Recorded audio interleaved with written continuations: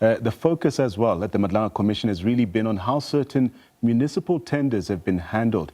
And as we've heard testimony, that's now also placed the City of Tshwane CFO, Gareth Mnisi, under scrutiny, with commissioners asking questions to Mr. Dlamini about how some of these procurement processes were managed and whether proper procedures were always followed. It's not just about one or two contracts. The concern being raised is whether there are deeper weaknesses in how tenders are awarded and overseen within the city. And of course, this is all unfolding in a broader environment where questions of accountability and governance are already under the spotlight nationally.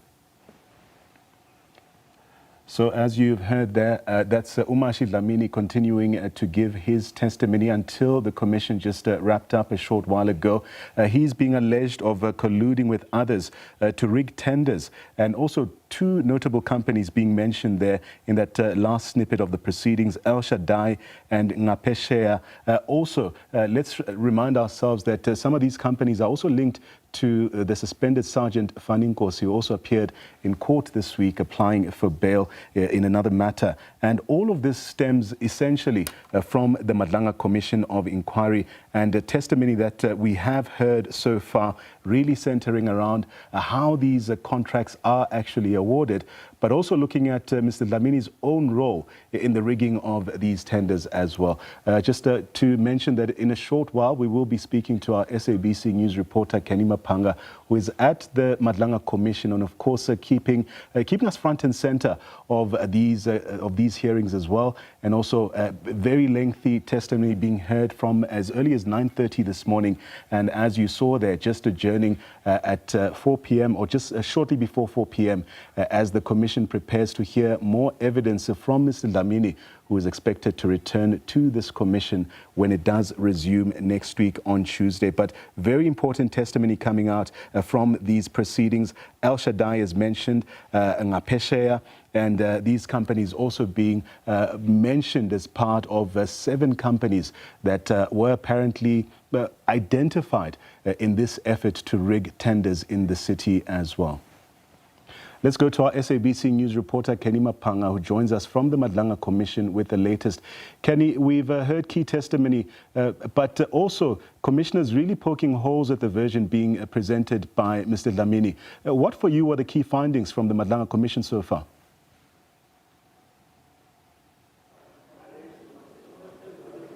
Indeed. Good afternoon to you, Nhlanhla, and to the viewers at home. As we wrap up this week with the hearings into the tender manipulation saga that has rocked the city of Tshwane, the key role player or alleged role player in the saga is the suspended TMPD Deputy Chief, that is Umashi Dlamini. And where there aren't answers coming from the witnesses themselves, what you have to turn to is the WhatsApp exchanges emanating from the phone of Sergeant Faninkosi, in which he communicates on one side with Gareth Mnisi, that is the CFO, and he also communicates on the other side with Umashi Dlamini. And what has taken place, at the very least, is that what has been taking place in the conversations in terms of TMPD 1 and TMPD 3 is what manifests in the actual tender process that is overseen by Gareth Mnisi in the city of Tshwane. And the focus in these WhatsApp exchanges is TMPD 1, because that is where the company of Sergeant Nkosi's brother, that is Ngapeshea,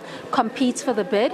And then there's also another company called El Shaddai. We got a bit more context today because it seems that one of the directors, according to the evidence leader, or the chief evidence leader rather, is Kamogelo, if I understood correctly, and that is said to be the son of the late brother of Umashi Dlamini. Now, although he seemed to present himself as someone who didn't have that close proximity to Kamogelo, he did concede that he was actually quite close to his brother. So it raises questions as to how could you be close to your brother but not his son. And it's all too convenient that these two companies, in the order of El Shaddai and Ngapeshea, were at the top 2 of the 7 that were the preferred bids allegedly by Sergeant Faninkosi. And it is that list that was, I guess, going between the 3 parties, using Sergeant Faninkosi as the conduit, that becomes the bone of contention that challenges the version of Dlamini that he didn't want to interfere in the tender process, and he saw it as a conflict of interest.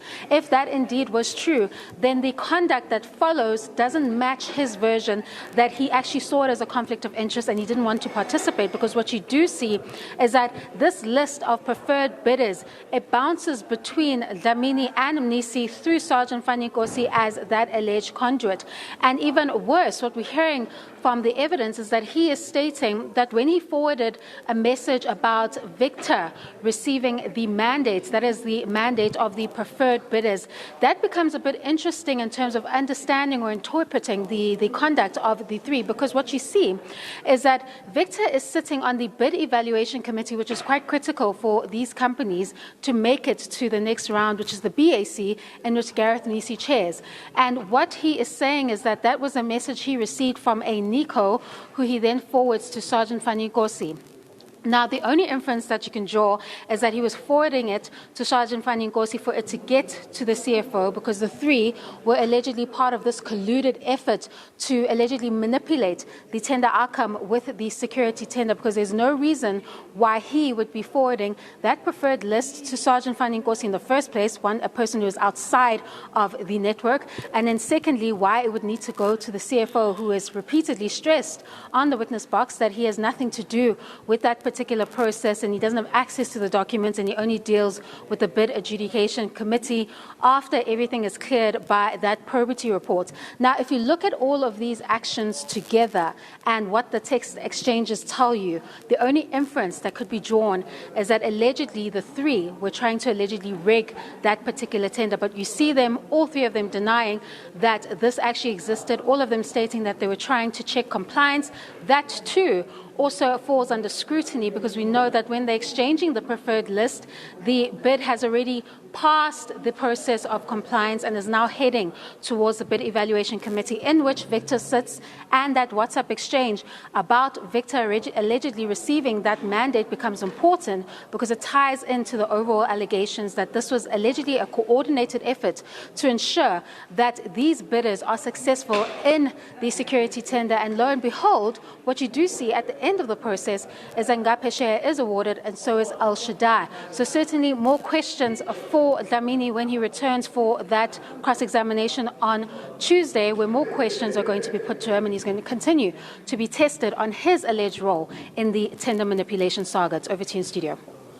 Well, thanks to Kenny Mapanga joining us, of course, from Tshwane this afternoon, where Umashi Dlamini has just wrapped up his testimony.